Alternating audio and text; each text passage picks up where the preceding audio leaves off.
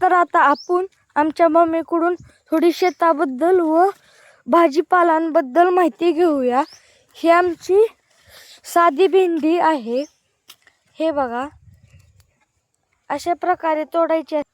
आता आपण भेंडीबद्दल थोडी माहिती घेऊया। ह्या भेंडीला साधी भेंडी म्हणतात बघा गावरान भाषेमध्ये। तर हे अशा प्रकारे पांढऱ्या कलरची थोडीफार असते। ह्यात जास्त ग्रीन कलर नसतो, म्हणजे हिरवा कलर नसतो, पण चवीला आपल्या हिरव्या भेंडीपेक्षा हीच भेंडी छान लागते। तर ह्याची झाडं बघून घ्या तुम्ही। आणि आम्ही कोणत्याही प्रकारचे औषध फवारणी वगैरे करत नाही, पूर्णपणे नॅचरली म्हणजे नैसर्गिक प्रकारची ही झाडं आहेत। फक्त साध्या गाईचं गोमूत्र असते ना, ते फक्त शिपडतो ह्याच्यावरती आणि पूर्णपणे नॅचरली असते। तर हे बघा, इकडे एक पावटा म्हणून एक प्रकारचा असतो बघा, अशा प्रकारचे फुलं आलेले आहेत बघा। तर हे पावट्याची थोडे झाडं लावलेले आहेत मी।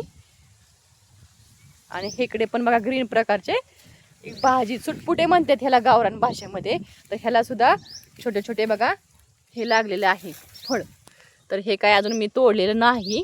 आज म्हटलं चला मुलांच्या टिफिनसाठी आपण थोडेसे भेंड्या आणूया। साध्या भेंड्याची झाडं आहेत बघा अशा प्रकारचे, एवढी छान लागते नाही चवीला। फक्त तुम्ही लसूण सोलायचा, कढई तापायला ठेवायची आणि त्याच्यामध्ये लसणाच्या पाकळ्या टाकायच्या आणि थोडं चेचायचं, खलबत्त्यात चेचून टाकले तरी चालते।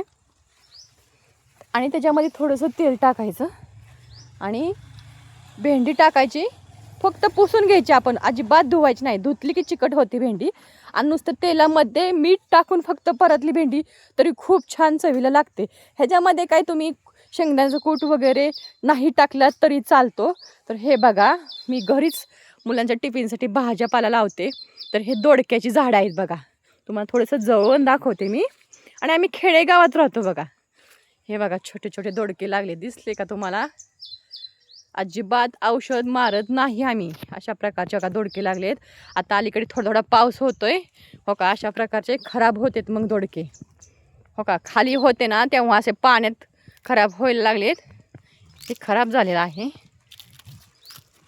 मग मी अशी तार बांधली, आमच्या शेतात नारळाची पण झाडं आहेत ना, तर अशी तार बांधली खूप लॉंग आणि त्याच्यावरती असे वेल चढवलेत बघा। मग आता छोटे छोटे दोडके लागायला लागलेत, फुलं पण लागलेत।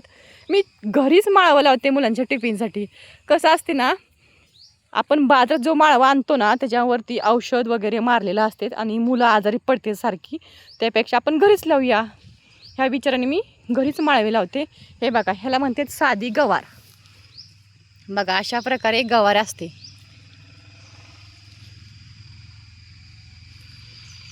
आणि ही पुणेरी गवार म्हणतात ह्याला। हे विकण्यासाठी थोडी लावलेली आहेत, 5-6 सारे मी।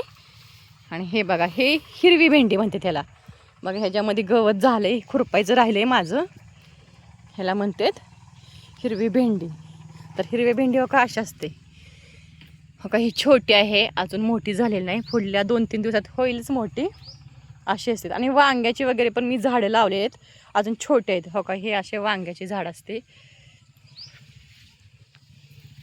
ग्रीन कलरची सब्जी म्हणजे भेंडी।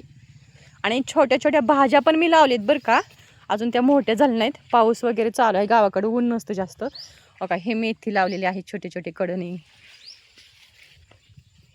हे बघा, हे पालकचं अजून मध्येच आलेलं आहे। हे साधे गवारे अजून एक साऱ्यात लावलेले आहे मी।